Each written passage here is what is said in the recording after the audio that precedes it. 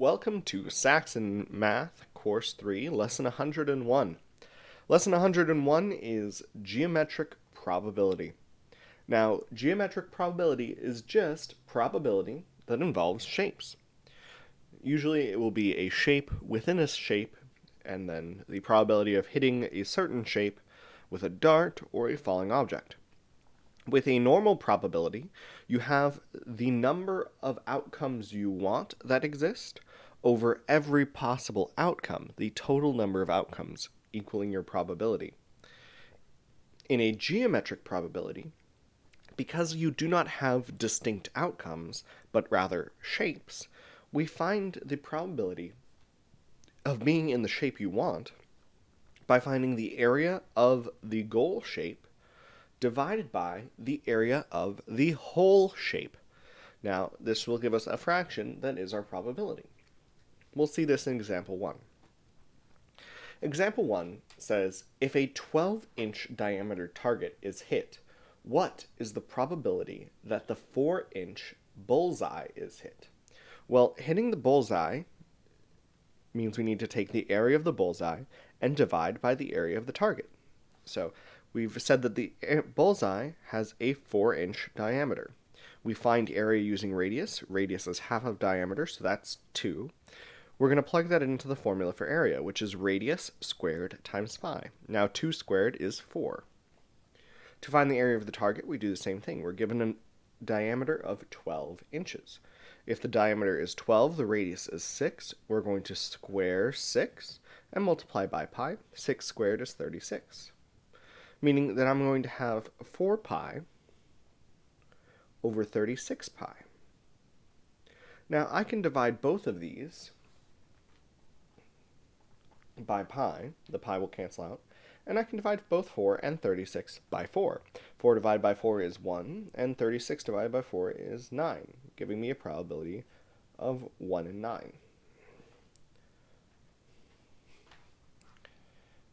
Example 2 gives us a large circle and a square inside of it. And it says, if we drop something, what is the probability that the dropped object lands in the circle and also lands in the square? So we're talking about it's definitely going to land in this circle. What's the probability that if it lands in the circle, it also lands in the square? Well, we need to find the area of the square and put it over the area of the circle. Now, to find the area of the square is a side squared. The side of this square is 10. So we're going to take 10 squared and get 100. To find the area of the circle, we need to find the diameter. We're given the diameter is 20 centimeters. If the diameter is 20, then radius is 10.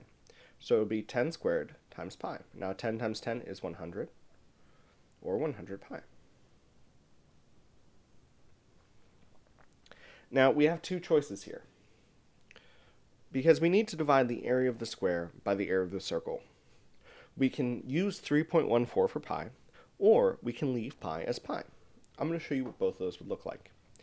Now, if we left pi as pi, we would have the area of the square, which was 100, over the area of the circle, which was 100 pi.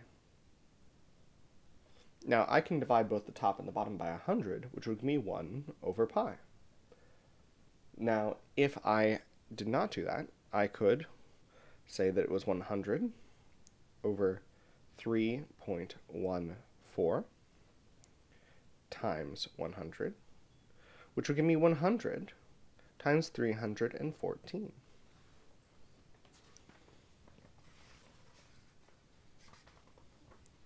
Now, if we divide 100 by 314, this is going to be about 0.32.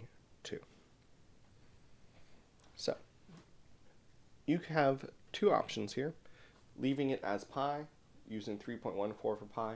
In your homework, usually you'll be given the choice that you're supposed to take as part of the problem. It'll either say leave it as pi, find it using 3.14 for pi, or maybe using 22 over 7 for pi. Whatever the problem tells you to do that.